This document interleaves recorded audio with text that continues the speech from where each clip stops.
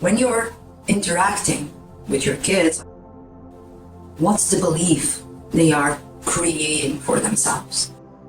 Every interaction that we have as parents is setting the beliefs for their future. You don't need to fool yourself. Whatever you do, you will always mess up. That's just the nature of being a human being.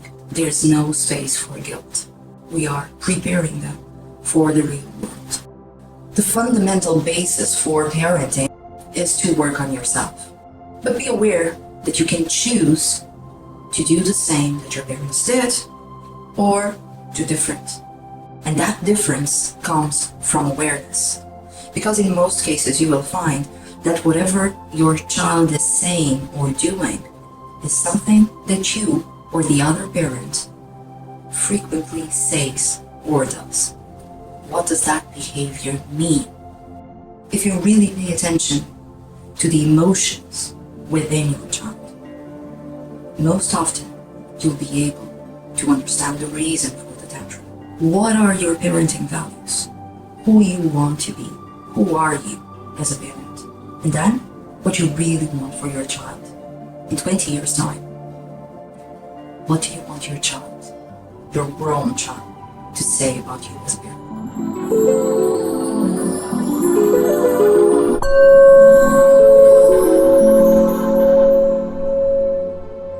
Hi guys, welcome to Parenting101.life. I'm Alexandra Duque, an Integrative Clinical Psychologist, and I bring you this platform where you can learn and reflect and escalate your connection with yourself and with other people.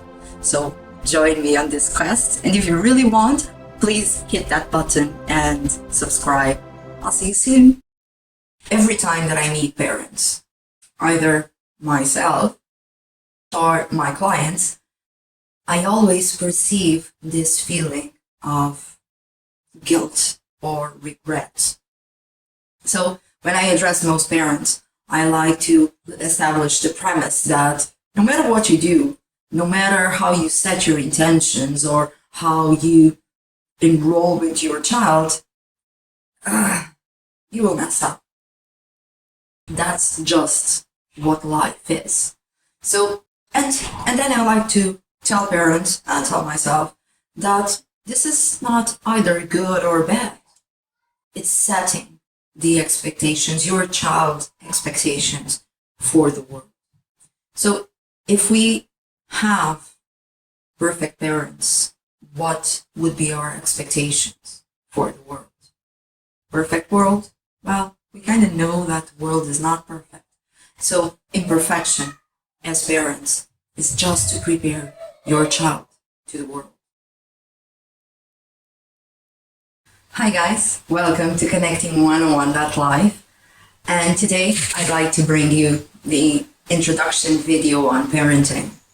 And as you may imagine, when we do this videos, we do a lot of takes, and I would like to start this video with my previous takes. So when I was trying to record this, my two daughters were running around the house and I was kind of getting cross, and I had to stop the video and I was about to give out to them, and well, I actually gave out to them. And my oldest daughter, she's almost 6 years old, she looked at me with a very, very sad facial expression. And here I was trying to record the video on parenting, giving advice to parents what to do or not to do. And there I was, crossed at her and her little sister because they were not giving me the time and, in a way, the environment to do a good video. And they were saying, "Mommy needs to work. Mommy's working now." So I stopped myself and asked myself one of the questions that I was about to teach you, which is, when you're interacting with your kids, either in a happy way or a not so happy way, what's the belief they are creating for themselves? You see, every interaction that we have as parents is setting the beliefs for their future. And in that moment, when I was saying, mommy needs to work, mommy is working, I believe that the belief she was creating for herself was, mommy's work is more important than me. Is that really a belief that I want her to have? That other people's work, even her work in the future, is more important than her connection with herself. So I came back here, I stopped the recording, and I let the night set in because I really felt that I would have to create a belief that she's the most important. Not that we can do this every time. Sometimes we really need that time. And no matter what, whenever I see parents and when I talk to myself as a parent, I always like to let them know that you don't need to fool yourself. Whatever you do, despite your intentions, you will always mess up. That's just the nature of being a human being. And that acceptance that you won't always get it right is my core, my fundamental belief as a parent. That doesn't mean, of course, that when I'm aware that I'm messing up that moment, I don't go back and try to correct it. Of course. But it's freeing because there's no space for guilt. So if we remind ourselves that we are imperfect as human beings, we can understand that we will be imperfect as parents. And after that, if we take this reflection further, let's imagine for a second that we could be perfect parents and that our kids, in a miraculous way, would never feel frustrated, would never feel reprimanded, would never feel sometimes lack of love even. Would we really be preparing them for the real world? Are we lucky enough to have a world, a perfect world?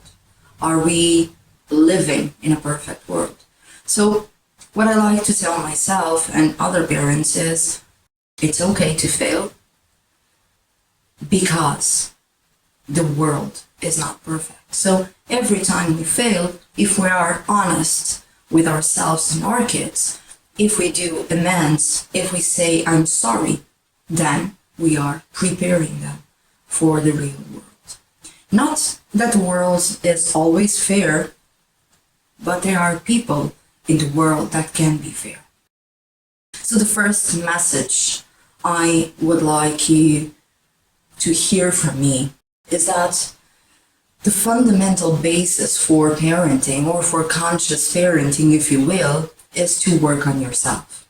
So let's imagine for a second, if you didn't listen or if you didn't see my video on self-connection or self-awareness, please take a look at it because it has some principles that will help you with this. But if you're not aware of yourself and your kids are pushing your buttons as they always do, because it's their role. It's their role to teach us about our strengths and difficulties, our inner vulnerabilities. So when they are pushing our buttons a bit too far, if we're not aware of that, if we don't have the skills to address that and to be present there and to be aware of where is that coming from?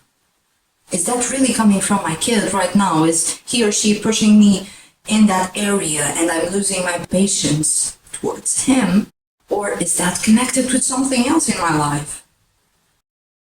Is that connected, for example, to my parents' style when I was growing up and what my parents would say? So most of us, when we're kids or teenagers, will listen to ourselves over and over and over again saying, I will never do this to my kids, that's so unfair. And years later, most of us find ourselves in that situation. We are using the same exact words that our parents did. And what that means in a nutshell is that there's no courses on parenting that we all take. So we really learn about parenting with our parents, with the way that we were parented ourselves. So that means that every time that our kids push our buttons, our mind goes immediately back there. So how did they solve this type of situations? What would they say in those moments? And it brings it back to the present moment. But be aware that you can choose to do the same that your parents did or do different. And that difference comes from awareness. When I choose that I won't say the same things, or even if I catch myself saying the same things, I immediately add something else that really is more in touch with my parenting values, with what I want for myself as a parent and what I want for my children. And one of the big things in parenting is respect. Throughout the years and the generations even, respect has been something that has been quite highlighted by most parents. My kid is not respecting me. How can you talk to me like that? I'm not your friend from school. I need respect. So what does that mean, respect? Does that mean that your child cannot express their emotion to you? If he or she is angry, he shouldn't express that to you?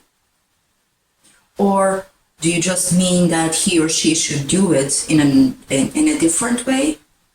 So take a step back. If you have the same emotion, how are you expressing that emotion to your child? Because in most cases you will find that whatever your child is saying or doing is something that you or the other parent frequently says or does. So they are almost like a mirror. They mirror your behavior, they mirror your language, but most often they mirror your emotions. And regarding self-awareness of our emotions, that's so important, because even if we're trying to hide it from them, we're trying to be the perfect parent, so inside we are really cross at them, but we don't want to show them that, we put on a mask. But in reality, our brain has this amazing cells that are called mirror neurons. And they can mirror the right emotion. Not the one that you want them to see, but the one that you're really feeling. And this is the reason why emotions are so contagious. This is why if you're just on the street and you pass by a person that's so happy, full of life, the whole universe is working for that person, you feel it. That happiness is contagious and you become happy. But if you are passing by a person that's really sad, the whole world is perceived as a very dark place, that emotion is also contagious. So your emotions are contagious and your kids are mirroring that to you. If you're full of life, happy, they will mirror that. But if you're frustrated, if you are not connected with yourself, that's what they will mirror back. For me, the most important concept in parenting is the idea show, don't tell. Past generations of parents would always use the sentence, do what I say and not what I do. And of course, over the years, that's been proved as not working as a parenting strategy. So today, most people that talk about parenting gives us this idea of show them. Show them, first of all, the real person that you are. For them, you're mommy or daddy. You're not the psychologist. You're not whoever you are in the world outside. So when you feel that they are not respecting you, most often is because you have some kind of status outside that you feel that they are not respecting, but your status there with them is mommy or daddy. And that means respect is, in a way, they show you back what you're showing them. That's what real respect is. And if you're showing them anger, if you're showing them lack of respect yourself, if you're feeling that you know it all because you're the parent and they don't know anything because they're a child, that's really what they will mirror back. Either if they're 5 or if they're 15. So one of the important principles of conscious parenting is equal value. I'm not higher in the hierarchy of who's the most important person compared to my child. We both have the same value. My opinions, my wants, weight the same as my child's. So this means I'm worth the same. Despite I have more experience, despite I have different things to teach my child, if I'm aware, if I'm open to it, my child can teach me a huge amount of things.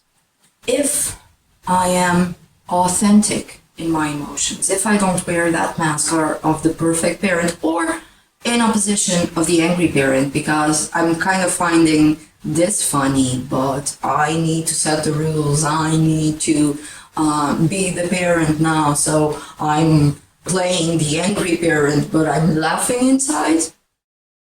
It's not authentic. How could I do that? How could I be authentic and still setting the rules? I could just perfectly talk to my child and state this. That's kind of funny, but that's against the rules. I'm showing the real emotion because I'm really finding that funny, but I'm also setting and reminding myself and my child of the rules. And the rules need to be shared. It's not my rules. It's our family rules. What makes sense for me and what makes sense to my child and what we can negotiate. Because remember, we both weigh the same in the relationship. There's no more power. When there's a tantrum, when there's misbehavior, the question to ask is, what does this mean? Because if we're talking about a small child, well, don't get me wrong, angry adults throw tantrums also, but if we're talking about a small child, that child probably doesn't have the language or the rational understanding to elaborate on their emotions and to talk about them and say, I'm feeling this or feeling that. So that's a skill that you have to teach your child. But in the meantime, what does that behavior mean? If you really pay attention to the emotions within your child, most often you'll be able to understand the reason for the tantrum. And if you're addressing the tantrum as in, stop crying, stop yelling, stop whatever, you're not addressing the real reason behind the tantrum. So your child might, in a way, stop the tantrum, which is what you wanted, but the underlying reason is still there. So imagine for a second, imagine that your child bangs her head or his head. What's our first intention in that situation? Oh, it's okay, stop crying, everything's okay. How do you know that? How do you really know that it's okay? Is it because they're not bleeding that you know that everything's okay?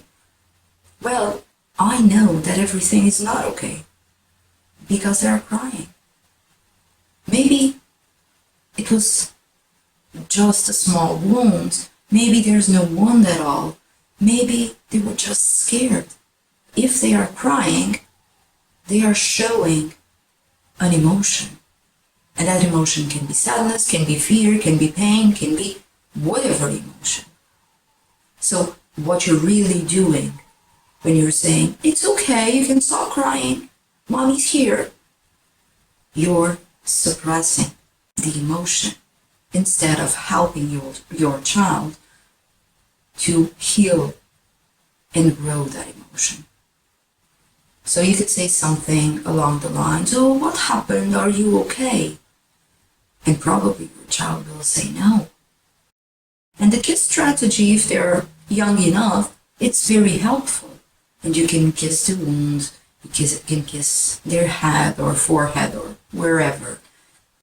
And then you can ask them, do you feel better? Does this make it better? Is it okay now? Instead of just stating that everything is okay because you're there, you can ask them. Listen to them. While you do this, you're building their resilience.